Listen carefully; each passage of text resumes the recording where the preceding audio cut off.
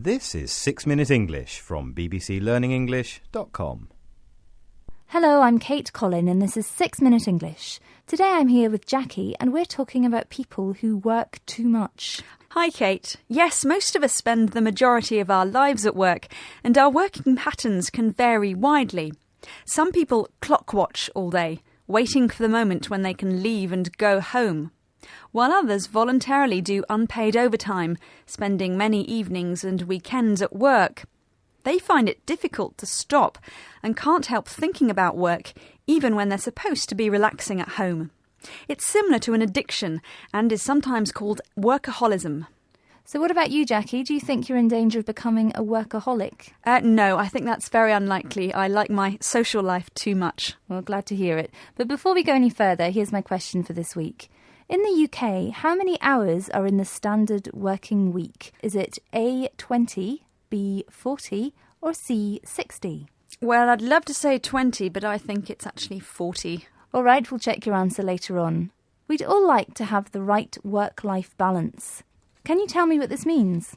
Well, a work-life balance means to get the right combination of working and enjoying our personal life and spending time with friends and relaxing, playing sport and things. Technology plays a big part in disrupting many people's work-life balance, I think, because when we have mobile phones and laptops, we're able to work all the time, wherever we are. Well, now we're going to hear from a former workaholic who worked as a lawyer in the City of London and had no work-life balance. How many hours would he sometimes be required to work a day, and what were the effects of doing this? You may have a 2 or 3 month period where you're working 18 to 20 hours a day. You spend all of your conscious hours in the office. One is physically tired, as in you're not getting enough sleep. Generally, in those periods, eating becomes a secondary issue as well. He said that sometimes he would be required to work up to 20 hours a day. Unsurprisingly, his symptoms were tiredness and the physical effects which come with not eating properly. As he said, eating becomes a secondary issue. This means that it becomes less important than something else. Now listen to what else he has to say. He uses the expression the norm.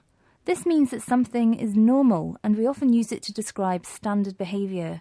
What does he say is the norm?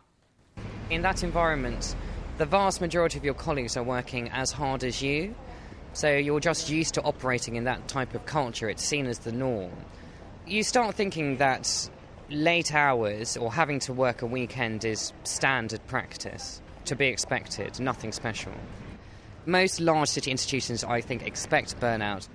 He said that as most of his colleagues were working as hard as he was, he started to think that working in the evenings and at weekends were the norm and to be expected. Doing that was nothing special. He also uses the term burnout. What does this mean? To burn out is a term we use to describe the experience of long-term physical and emotional exhaustion. And it's usually work-related. People in certain professions are apparently more likely to experience burnout, such as lawyers or city workers, as well as soldiers and emergency service workers. Well, in this final clip, he mentions the emotional problems that come from overwork. What does he say they are? One, frustration that you literally do spend your entire life working. 2, anxiety. When you're that busy, it's very hard to switch off. And 3, terrible feelings about where your life is going and whether there's more to life than this. He said the emotional burdens are frustration when you worry you're spending all your life working, and anxiety when it's hard to switch off and relax, and terrible feelings of wondering if there's more to life than that. So it seems there are a lot of physical and emotional problems that come from working too hard. Now we're going to hear from a psychologist called Oliver James. You'll hear the word productivity. This means the level of output that you can achieve within a certain time. For example, if you're a productive person, you manage to do a lot. He's going to talk about why there are good reasons why we should stop people from working too hard. What are they? Workaholism definitely doesn't make for higher productivity, and many studies have shown that. All that happens is that people spend an awful lot of time working ineffectually, so they get very tired, people become less creative, and they become more obsessional, more bogged down. He said that workaholism doesn't actually make for higher productivity. He said that all that happens is that people spend a lot of time working ineffectually, so they get very tired, less creative, and they become obsessional, more bogged down. And when are people most productive? The most productive work is done when people don't work long hours, when they have holidays, and when they take weekends and have evenings.